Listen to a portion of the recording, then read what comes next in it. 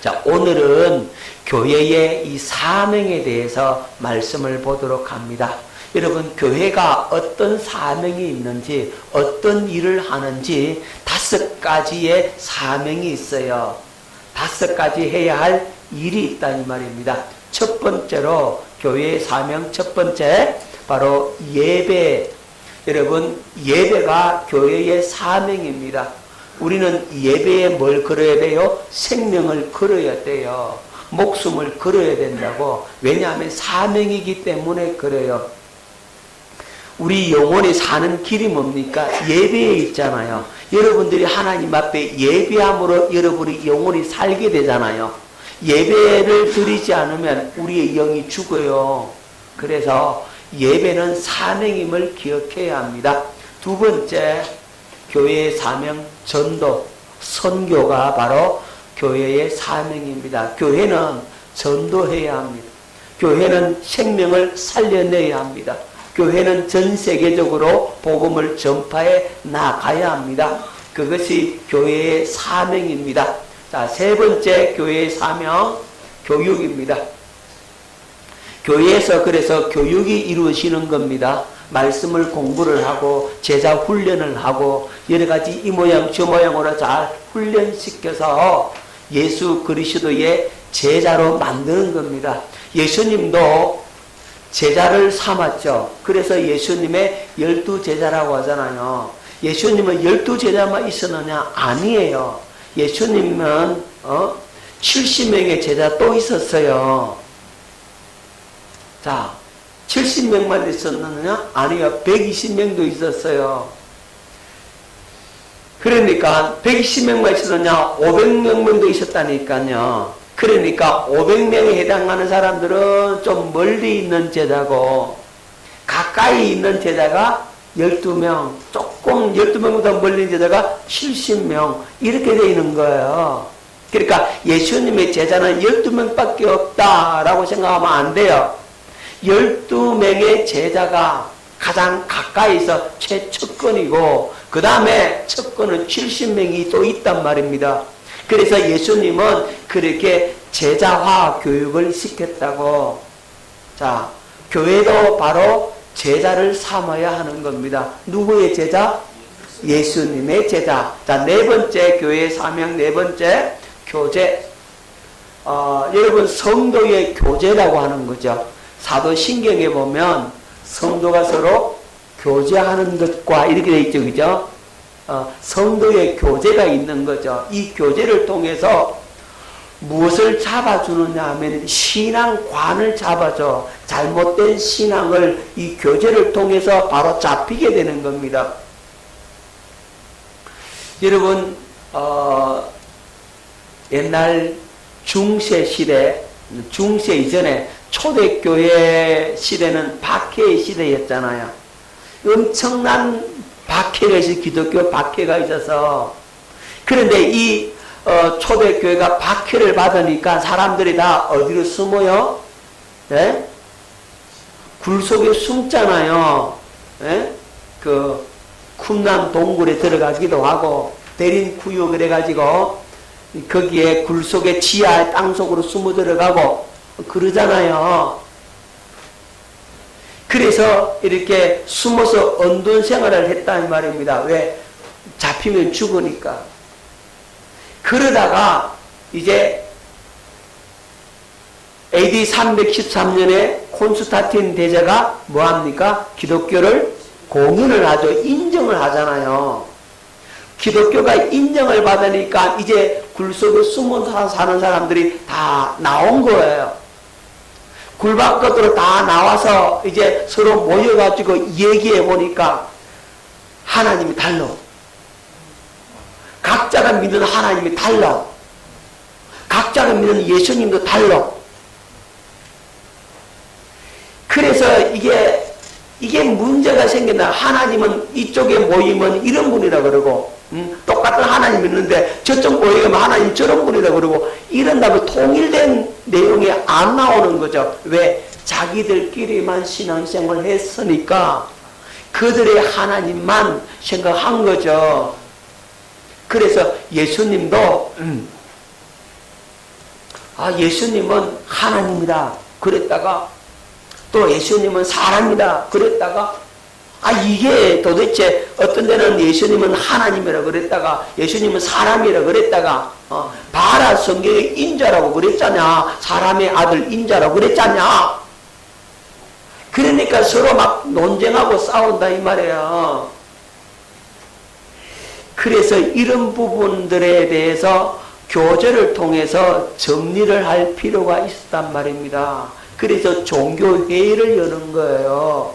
종교회의를 열어서 이제 예수님이 어떤 분이고 하나님이 어떤 분이다라고 이렇게 정의를 내리기 시작한 거죠. 내가 만나는 하나님은 이쪽 하나님이고 네가 만나는 하나님은 이쪽 하나님이다. 그럼 이걸 다 종합해서 딱 정리를 해보고 또 성경에서 어떻게 하나님을 소개하고 있는지 말씀하고 있는지 성경을 근거로 해서 학자들이 연구해서 그래서 집대성을 시켰다 이 말이에요. 그게 바로 조직신학이에요. 조직신학.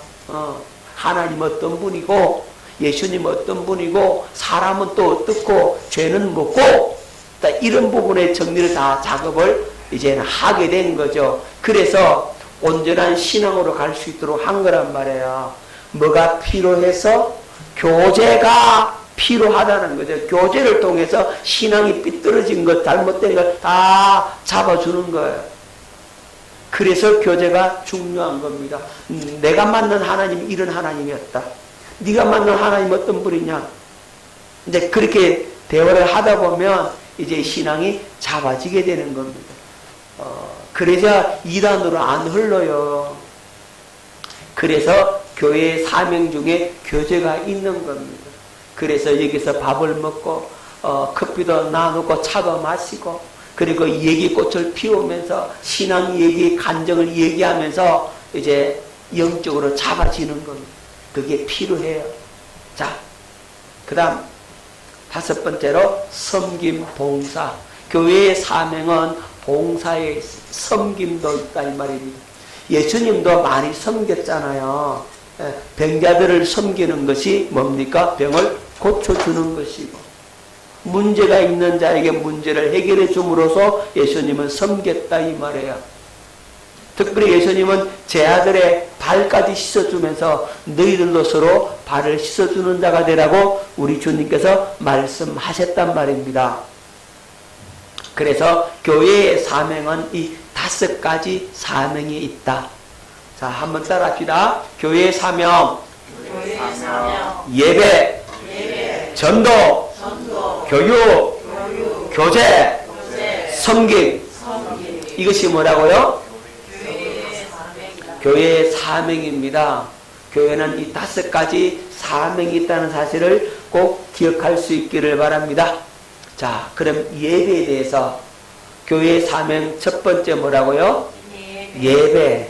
자, 에베소 1장 5절로 7절 말씀을 뵙도록 하겠습니다.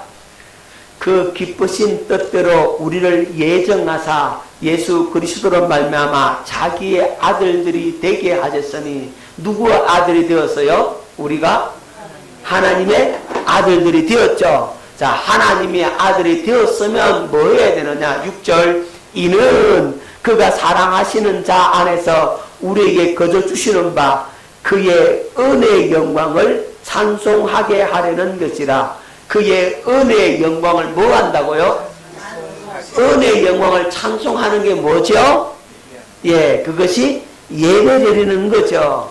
자, 우리는 그리스도 안에서 그의 은혜의 풍성함을 따라 그의 피로 말미암아 소년 곧 죄의 사함을 받았느니라. 죄의 사함 받고 우리가 하나님의 아들이 되었다면 이제 그 은혜의 영광을 하나님 앞에 찬송해야 된다. 우리는 예배 드려야 된다. 하나님은 누구를 찾는다 그랬어요?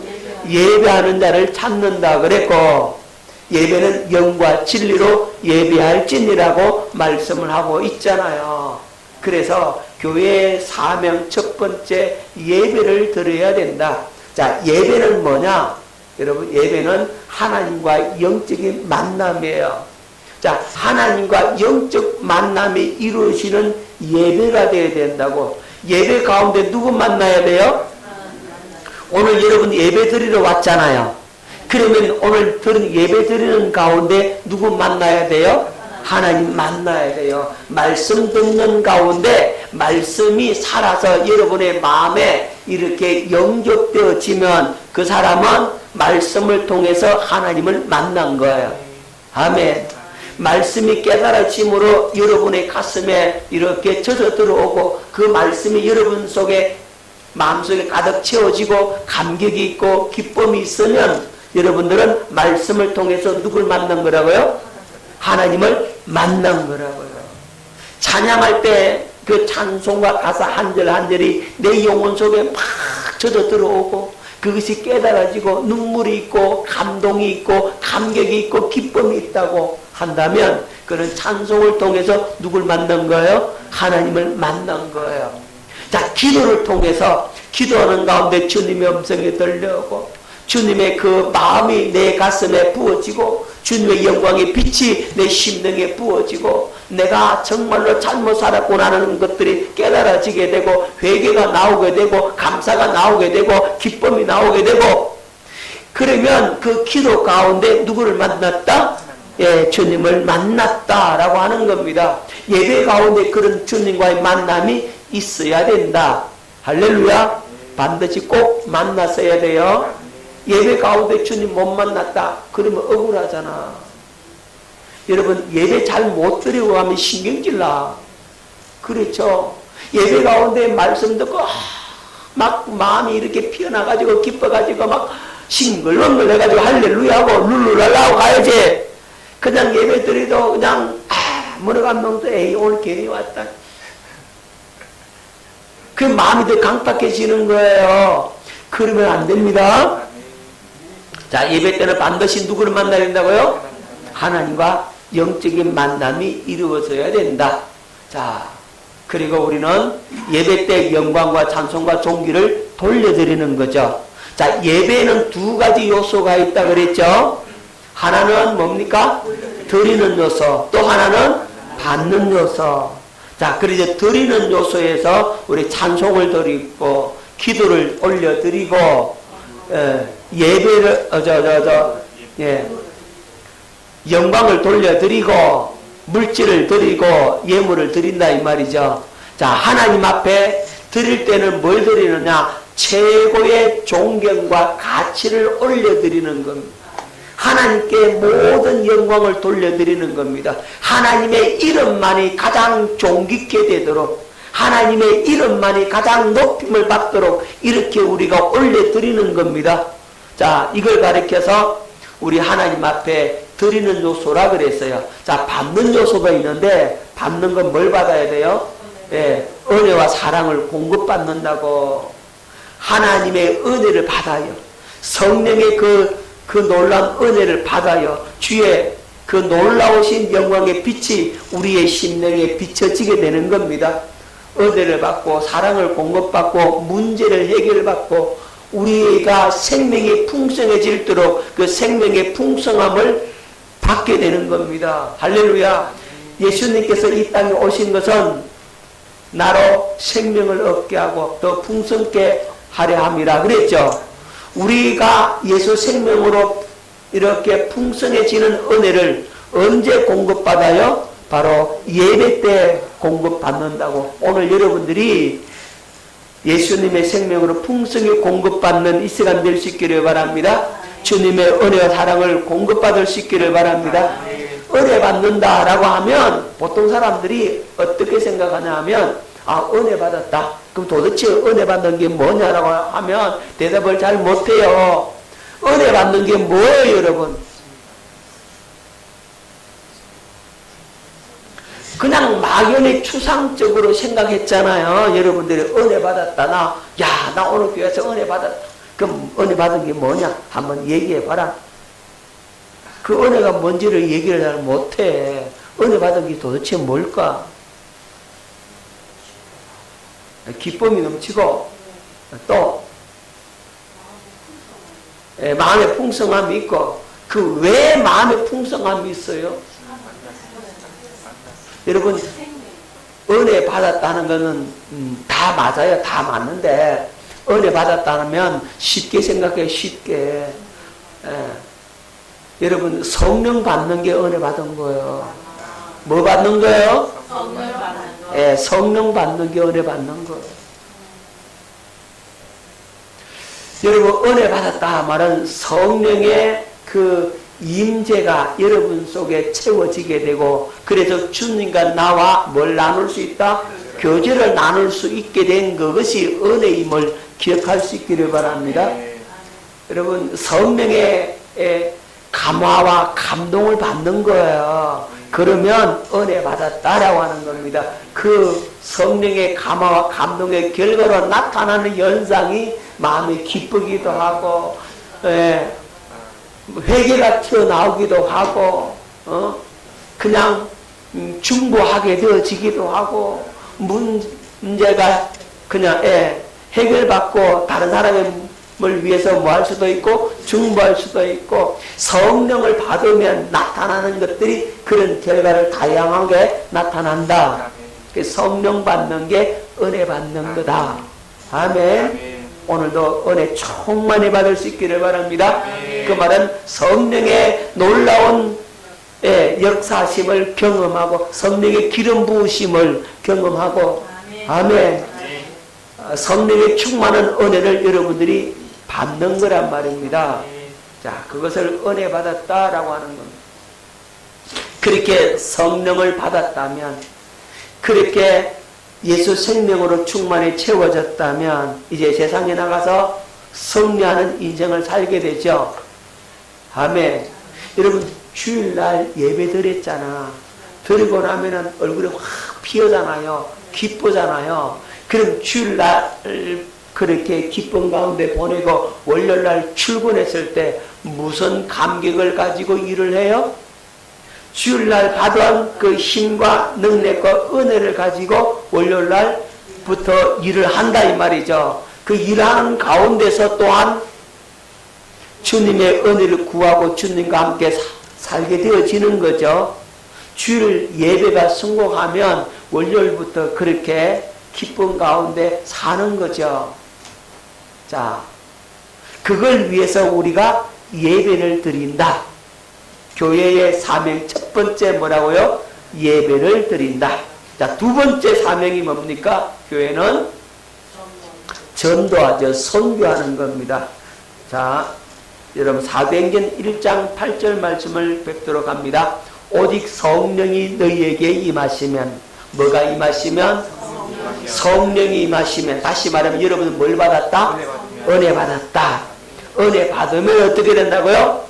여러분이 권능을 받고 예루살렘과 온 유대와 사마리아 땅끝까지 이르러 내 증인이 되리라.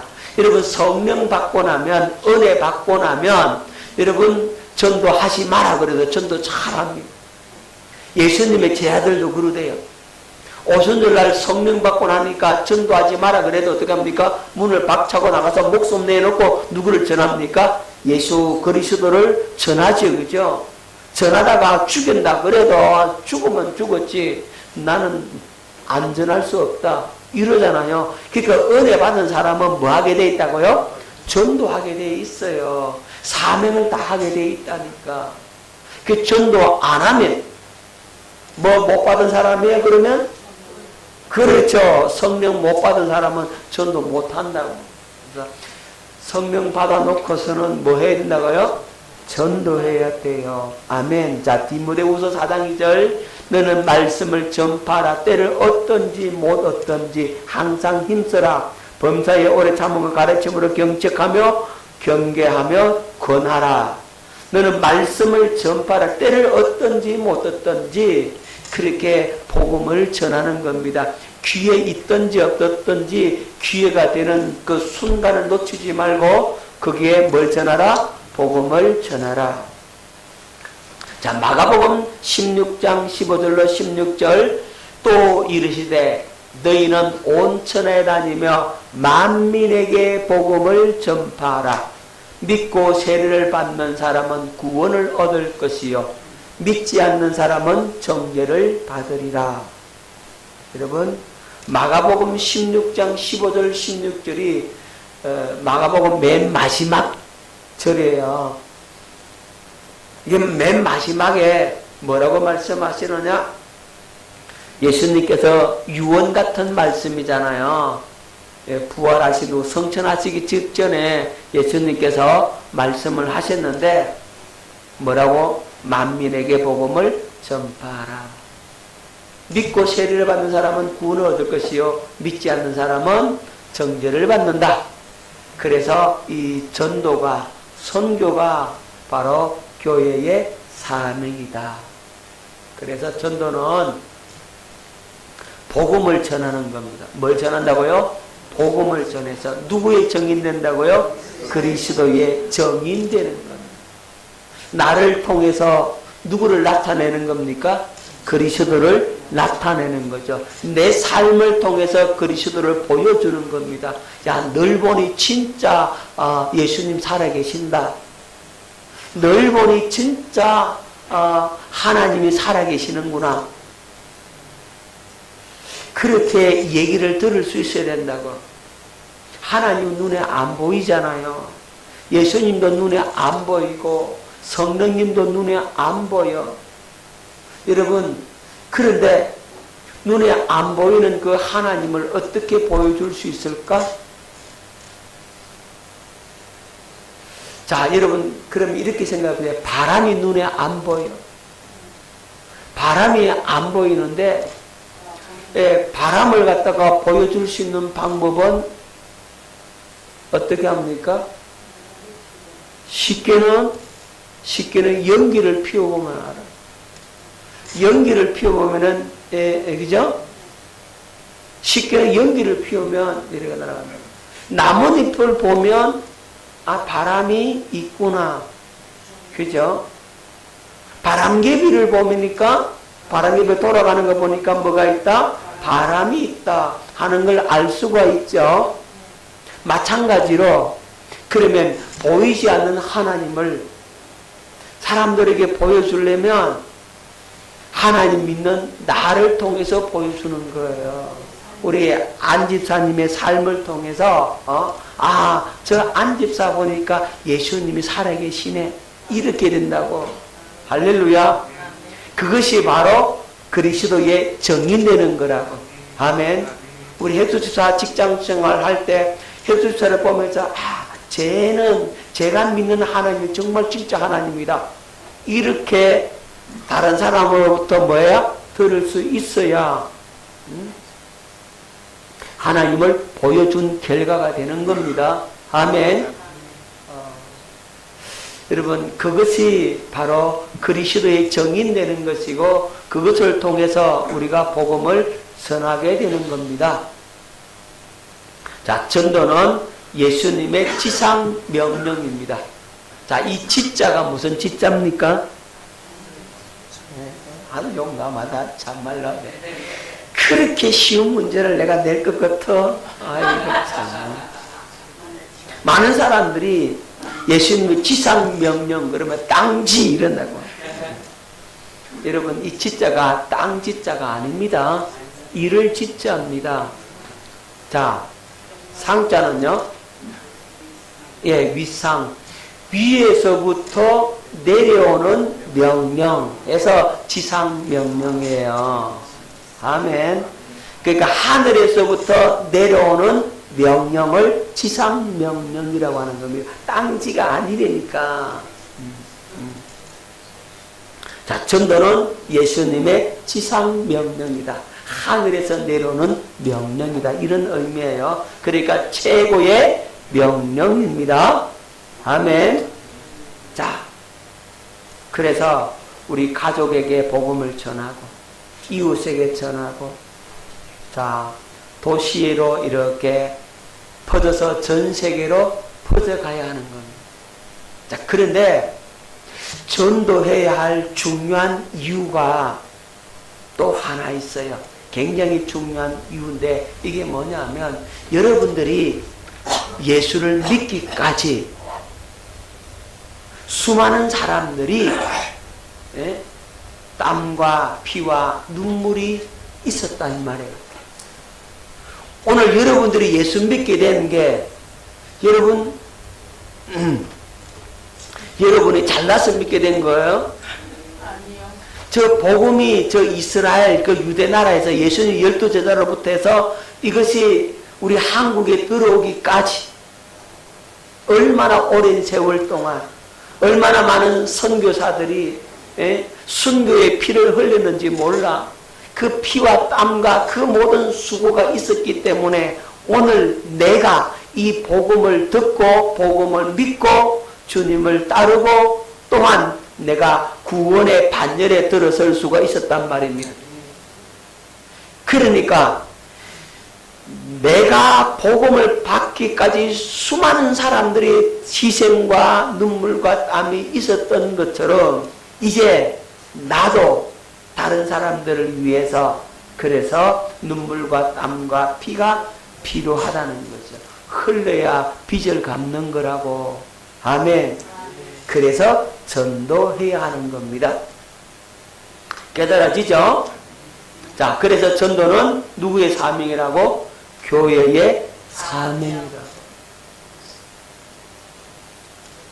여러분, 어떤 책에서 내가 이런 얘기를 해봤는데 아마 선교사에 관한 선교에 관한 책인 것 같아요. 책 제목이 기억이 안 나요. 하지만 한 이런 내용이 있었어요. 어떤 도시에 거기에 큰 호수가 하나 있는데 이제 그 호수에 사람들이 뭐 합니까? 여름이 되면 비키니 입고 거기에서 일광욕도 즐기고 그 호수에 들어가서 맥도 감고 수영도 하고 그런단 말이에요. 그런데 그 호수에 사람들이 들어갔다가 나왔다가 이제 하는 가운데 가끔씩 사고가 일어나. 물에 빠져 죽는 사람이 생긴단 말이에요. 그래서 이제 그 호수에 사는 사람이 안 되겠다 해서 물에 빠진 사람을 갖다가 이제는 건져내는 일을 하는 거죠. 그 물에 빠졌다가 이제 거기에서 건져받은 사람은 뭐냐면 야 나도 내가 이래 물에 빠져 죽을 뻔했는데 건짐을 받았으니까 나도 이 일을 해야지. 그렇게 해서 이제 그 일을 하는 사람들이 점점 생기기 시작하는 겁니다. 물에 빠져 죽어가는 사람을 살려내니까 보람도 있고 거기에 또 들어가서 함께 교제를 나누고 그러니까 재미가 있단 말이죠. 그렇게 해서 사람이 한 사람 두 사람 늘어나기 시작합니다. 사람들이 많아졌어. 많아지니까 우리가 이 일만 해서 되겠느냐. 우리끼리 좀 먹고 마시고 즐기고 취미생활도 좀 하고 좀 그래야 안 되나. 우리 이것만 갖고 어떻게 살겠느냐. 그러니까 그 구조하는 그 일을 하는 사람은 안 된다. 우리가 이 일을 내팽개치고 딴 거 하면 되겠느냐. 근데 이제 서로 간에 의견 충돌이 생기는 거죠. 그럼 우리 나간다. 그래가지고 나갔어요. 구조하는 사람이 나갔어. 그들은 뭐합니까? 또 사람을 건져내고 또 사람이 많아지면 또 역시나 또 나눠지고 그렇게 해서 그 주위에 이제 그런 구조대가 구조하지도 않으면서 구조대가 이렇게 세워지게 되는 그런 얘기였어요. 이 얘기가 무슨 얘기냐면 바로 오늘날 교회를 풍자하고 있는 겁니다. 교회는 물에 빠져 죽어가는 사람 건져내잖아요. 세상에 빠져 죽어가는 사람 마귀의 손에 잡힌 사람을 건져내잖아요. 그렇게 사람을 건져서 교회로 세워놨더니 교회는 그 일에 집중해야 되는데 그 일을 안 하고 우리 동아리 만들고 다른 일 만들고 그런 거 만들어 가지고 막 그렇게 흘러가더라는 거죠. 그러니까 한국 교회의 그 모습을 꼬집는 하나의 얘기인 거죠. 여러분 기억하십시다. 우리 교회는 가장 중요한 게 뭐라고요? 전도의 사명이다. 예배 드리는 이유 중에 하나도 뭐 할래고 생명을 살리기 위해서 그런 거잖아요. 생명을 살릴 수 있는 힘을 공급받고 지혜를 공급받는 거죠. 가장 큰 일이 전도에 있다는 사실을 여러분들이 기억할 수 있기를 바랍니다. 전도만 다냐? 그게 아니고 전도가 차지하는 분량이 훨씬 큼에도 불구하고 오늘날 전도는 하지 않고 다른 것에 신경을 많이 쓰더라. 무슨 바자회나 하고 무슨 사회사업이나 하고 물론 그것도 필요하지만 더 중요한 것은 어디에다 힘을 써야 된다? 예, 복음 전하는 전도의 힘을 써야 된다. 우리 교회가 나가야 할 방향이 바로 이 전도의 힘을 쓰고 가야 됩니다. 여러분들이 듣든지 아니 듣든지 내가 아는 이웃에게 복음을 전하고 그래서 그가 받아들이면 뭐 구원받는 것이고 안 들으면 내 책임은 아니고 그렇게 나갈 수 있기를 예수 이름으로 축원합니다. 자, 교회의 사명 교육. 교회의 세 번째 사명은 뭐라고요? 교육이다. 제자화하는 겁니다. 뭐 한다고요? 제자화. 누구의 제자 만들어야 돼요? 여러분 예수님의 제자 만들어야 되는데 사람들이 자기 제자 만들려고 해서 문제인 거예요. 절대 여러분 자기 제자 만들려고 하면 안 돼요. 여러분 제가 여러분 저의 제자 되라 그랬습니까? 목사 눈치 보지 말고 주님 눈치 봐라 그랬죠. 여러분 끊임없이 주님 앞에 서는 그 연습을 해야 돼요. 목사 앞에 서는 게 아니라니까 주님 앞에 서야 돼요. 주님의 제자 되어야 됩니다. 어떤 교회에서 제자 훈련을 시켜놨더니 이 성도들이 또 다른 제자 훈련 시킨다고 제자를 훈련시켜놨더니 평상시에는 좋았는데 교회가 평안할 때는 좋았는데 문제가 딱 생기니까 어떻게 생겼냐면 그 성도들이 자기가 그 제자 시켰던 훈련 받았던 그 사람 다 데리고 나가버리는 거야. 그 누구 제자 만드는 거예요? 예, 자기 제자 만들기 때문에 그런 문제가 생긴다고. 우리는 주님의 제자 만들어야 돼요. 여러분들에게 1:1 양육해라, 말씀을 가르쳐라 하는 이런 부분들 그걸 통해 주님의 제자로 만들어놔야지 내 제자 만들어놓으면 큰일 나. 내 제자 만들어가고 내 말대로 이러면 안 되는 거예요. 그럼 조종하는 영이 그 속에서 역사한다고. 조종하는 영, 또 조종당하는 영, 그래서 마귀한테 당해버린단 말이에요. 여러분 절대로 주님의 제자 만든다라고 하는 생각을 해야 되고 그리고 여러분들이 이렇게 가르치고 양육하고 그러고 난 다음에 가르침의 그 결과를 보고를 해야 된다고. 보고를 다 해줘야 된다고. 무슨 일이든지. 그래야만이 이제 이게 잘 조절할 수가 있는 거죠. 바르게 가는데 그렇지 않으면 자기 제자 만들어 놓고 문제 생기면 말 안 들으면 나는 그거 데리고 나가본다고. 이렇게 하면 안 되는 거죠. 그럼 자기도 망하고 또 누굴 만나? 자기 밑에 가르침 받은 걔도 같이 망한단 말이에요. 누가 그 짓을 했느냐 하면 바리새인들, 서기관들 이런 사람들이 그 짓을 했다고. 교인 하나를 찾기 위해서 온 천하를 다니다가 교인 하나를 만들면 자기보다 배나 더 지옥작시 만들어버리는 거죠. 무슨 말인지 아시겠죠?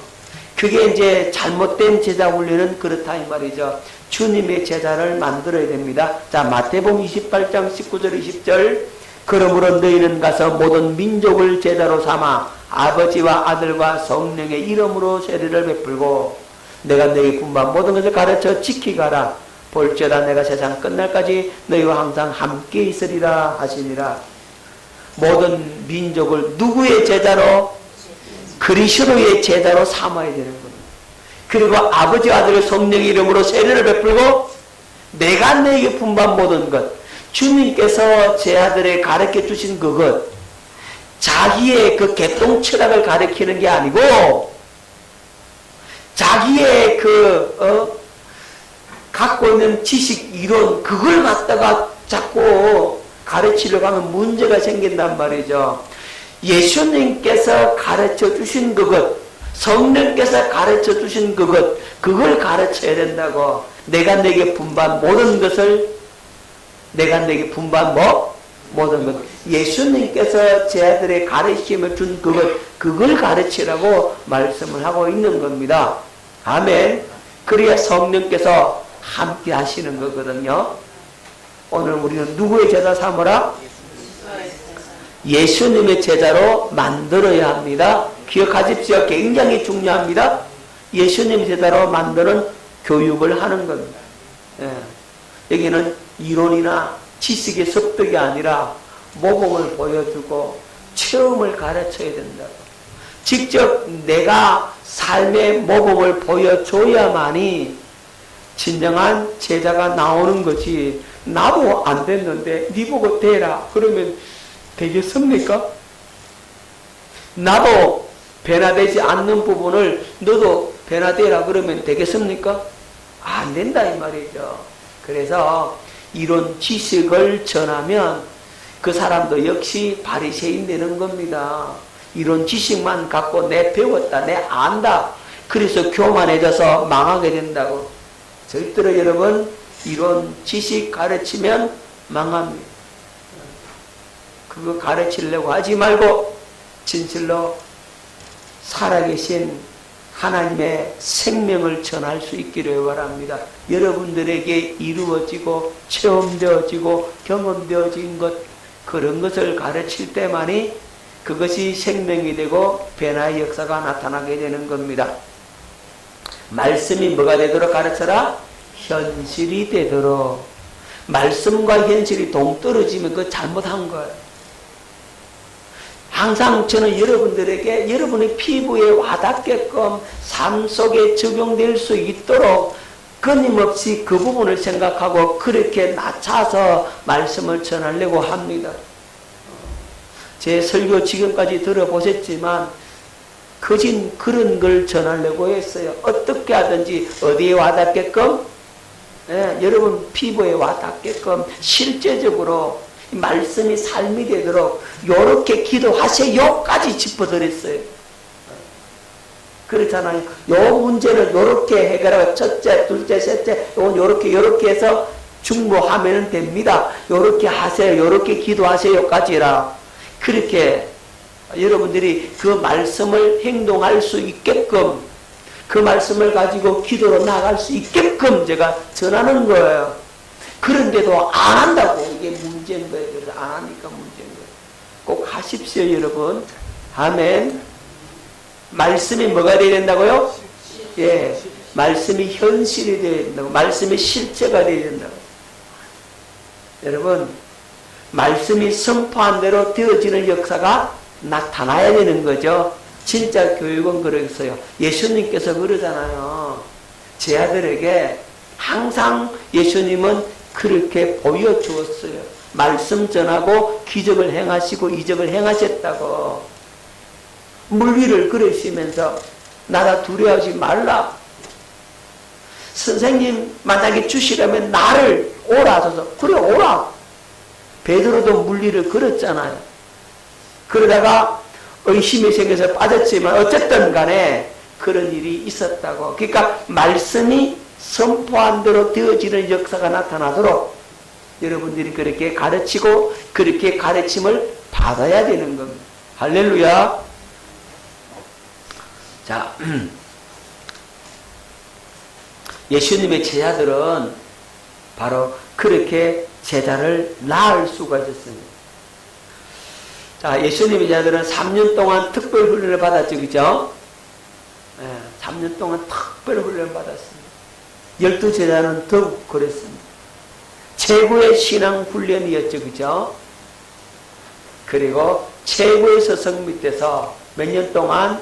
3년 반 동안 24시간 동고동락하면서 훈련을 받았어요. 단순한 지식 습득이 아니었죠. 그죠? 그리고 직접 보고 듣고 체험하는 훈련이었죠. 그들은 예수님과 동고동락하면서 받는 훈련이었다 이 말입니다.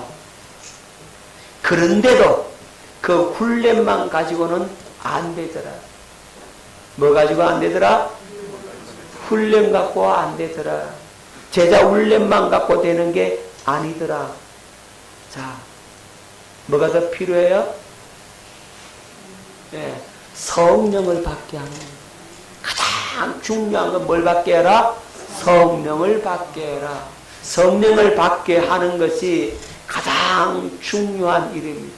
말씀으로 가르치고 몸을 보이고 했을지라도 성령의 역사가 없이는 제자가 될 수가 없다. 반드시 성령 받게 해야 합니다. 그래야 진짜 제자가 되는 겁니다. 예수님은 제자들에게 3년 반 동안이나 훈련 했지만 그것으로 부족했습니다. 3년 반 훈련받고 나니까 그들이 하는 짓이 뭐였습니까? 예수님이 잡혀가니까 다 예수님을 도망가더라고. 다 부인하더라고. 한 제자는 예수님 팔아먹고 한 제자는 예수님 모른다고 3번씩이나 부인하고. 그게 3년 반 동안 훈련한 성적표더라고. 예수님도 그런 성적표를 가졌어요. 그 말은 이 훈련 갖고는 안 된다. 제자 훈련만으로는 되는 것이 안 된다. 반드시 뭘 받게 해야 된다? 성령 받게 해야 된다. 자, 오순절날 성령이 강림하니까 진정한 제자로 거듭나대요. 여기 중요한 겁니다. 여러분들이 교회에 와서 성령 못 받으면 여러분 그 생명이 없는 거예요. 반드시 성령 받게 해야 합니다. 성령 받아야 합니다. 그래서 성령 받기를 우리가 함께 기도하고 금요일마다 통성 기도하고 성령을 은혜를 사모하고 그러잖아요. 여러분 진정한 제자라면 반드시 성령 받아야 된다. 자, 시간이 많이 갔습니다만 요거까지만 끝내십시다. 교육까지만. 배가의 역사가 나타나야 된다. 어떤 역사? 배가의 역사. 여러분 한 사람이 예수님의 제자가 되면, 자, 여러분 이렇게 한번 생각해 보십시다. 여러분 한 사람이 1년 동안 한 사람을 가르쳐서 여러분과 똑같은 그런 능력을 가진 제자로 만들 수 있다면 이 사람 대단한 성공자예요. 그죠? 1년에 한 명을 가르쳐 가지고 여러분과 똑같은 능력을 가진 사람을 만든다면 굉장히 잘한 거예요. 그러면은 2년 되면 몇 명 되겠습니까? 1년에 한 명을 가르쳤다. 2년이 지나면, 네? 1년에 한 명 같으면 2년에 몇 명이요? 2명이 되는 거, 4명이 되는 거죠? 그죠? 지금 그림을 잘 보시라니까요. 자, 여기 보면, 나가 이제 2년이 지나면, 나도 가르치고, 내도 가르치면, 그럼 총 몇 명이 돼요? 4명이 되잖아요. 그럼 4명이 다음에 또 똑같이 그렇게 가르치면 몇 명 되겠습니까? 그렇죠? 이제는 이렇게 배가가 된다. 8명이 되고, 그 다음에는요, 16명이 되고, 이렇게 되죠. 그럼 지구의 인구가, 여러분, 2019년 당시 지구 인구가 약 77억 명이라고 합니다. 2019년도 자료예요. 2019년도 77억 명이에요. 그런데 여러분 이렇게 생각해 보십시오. 이렇게 안 하고 한 명이 1년에 10,000명을 전도한다고 생각해 보세요. 그럼 전 세계 77억 명을 다 전도하려면 몇 년 걸려야 됐어요?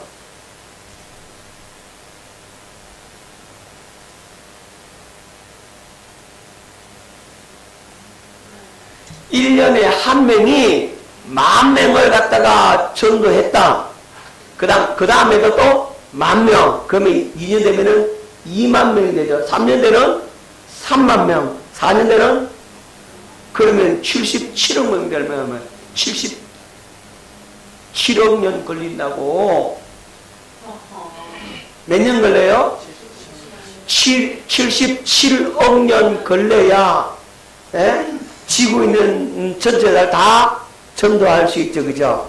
그런데 그렇게 안 하고 이렇게 한 명이 두 명이 되고 두 명이 네 명이 되고 네 명이 여덟 명이 되고 이렇게 하면은 이 77억 명 전도하려면 얼마나 걸리겠어요? 몇 년 걸릴까요?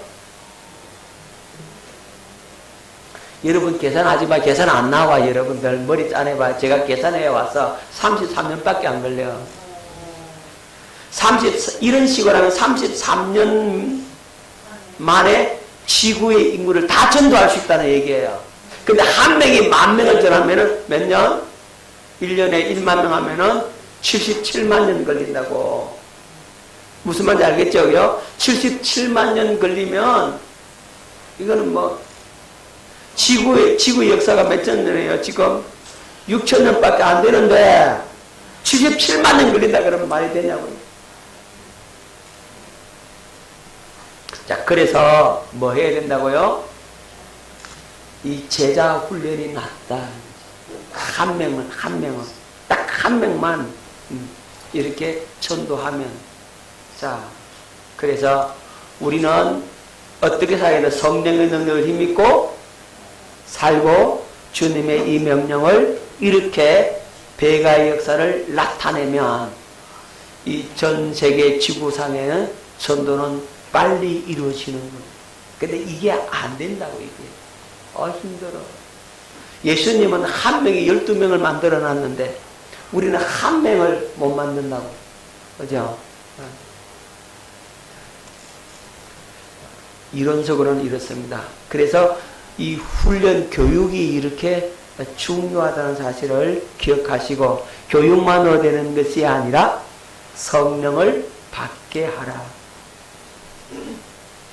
교회의 사명 오늘 3가지를 했습니다. 뭐 했습니까? 예배, 전도, 교육. 자, 이 사명을 잘 감당하는 저와 여러분 될 수 있기를 바랍니다.